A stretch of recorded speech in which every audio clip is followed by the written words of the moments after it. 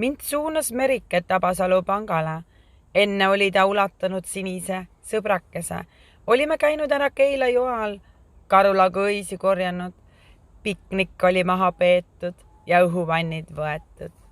Maha jäänud krundil käidud ja imeline merevaade läbi puude latvade vaadatud.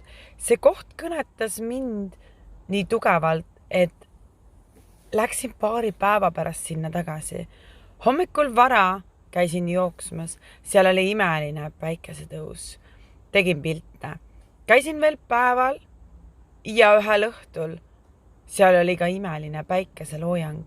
Arvutis pilte vaadates olin pildistanud Naissaaret. Need tunded, mis mu eest tekkisid, vajasid välja kirjutamist, lausa välja trükkimist. Kas see on mu unistuste koht või tuleb mul edasi otsida? Vahepeal etiketid trükitud kaelussallidele ja edasi voltima. Istusin oma mõnusate unistuste mõtetes autosse. Hingasin rahulikult ja järsku koputab keegi aknale. Naine lausub. Tere, Kersti olen. Kas sa jahiga Naissaarele ei soovi tulla? Vastasin üllatunud kohe. Jaa. Veel vaja sõpru kaasa haarata. Palun anna mulle aega. Te pakute sauna ja süüa ka. Imeline, näeme õige pea. Start Tallinnast Kakumäele, sealt jahile otse mööda merd Naissaarele. Olin kaasa arvanud peale enda veel 8 inimest. Lase elumere veelend kanda ja juhata mind õigesse randa. Lase elumere veelend kanda ja juhata mind õigesse randa. Lase elumere veelend kanda ja juhata mind õigesse randa. Jahil algas meeskonnatöö, ka siin ei sõideta üksinda. Kes seadis purje, kes haaras trossi, kes tüüris jahti, kes nautis hetki. Aeg jäi justkui seisma. Õrn mootori surin kandis meid edasi. Jahil olid imelised inimesed. Ma võiksin koos nendega siia jääda. Saime teha armsaid pilte. Purje sees, purje peal. Õige pea olime saarel, Naissaarel. Meid juhatati veoautole. Aitasime tassida moonakotte ja rohelisse loodusesse. Giid rääkis meile ajaloost, näitas põnevaid käike. Meil kõigil oli huvi ja sära oli silmis. Sõbrunesime veelgi, jõudsime külla Petka juurde.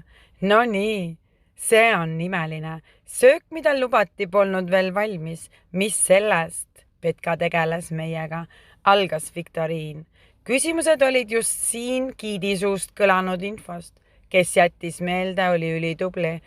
3 võistkonda haarasid härjal sarvist. Iga tiim hoidis kokku ja kes võitis viktoriinis, teeb välja kaotajatele. Haarasin rahakoti, sest me meeskond võitis. Olime üks suur pere ja siis valiti meie seast rüütel. Kapten Lauri näitas mu peale, nii Petka mind esimeseks rüütlannaks lõigi. Ja kõhud täis, otse merre, pooletis golfile, naised õhuvannile. Tulime tagasi, mängisime veel mänge, köievedu, mille naised võitsid ja mega mõnusasse sauna. Saun oli hea leil ja külm vesi. Vagunist ehitatud, mahutas meid mitmekesi. Aeg seiskus taas. Ülimõnusate tunnetega tõttasime tagasi tormilinnule. Ma komistasin ja kets rebenes, laususin. Küll uued saan. Jalutasime naistega ja mu seest lugusid aina tuli. Olen jutukas ja tean. Räägin kogemusi, mis mind elus kannavad. Enne jahile jõudmist lubas Petka poest valida, mida soovime. Jahisadamas loojus päike.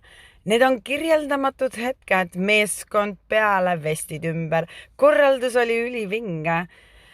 Kersti poolt südamekujuline kringel ja joogiks piparmünditee. Meeskonnatööks läks taas.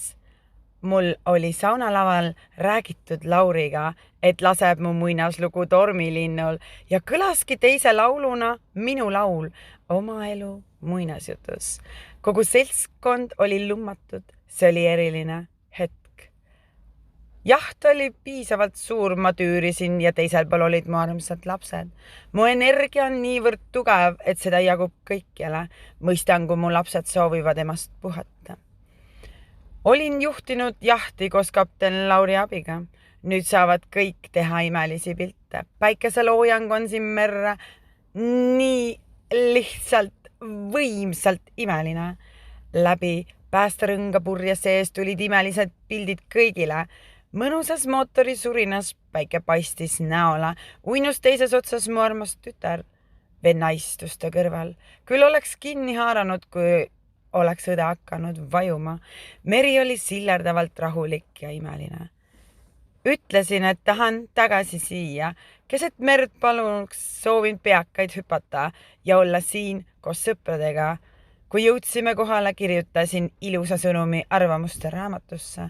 Suur aitäh kõigile ja tahan sinna veel tagasi minna.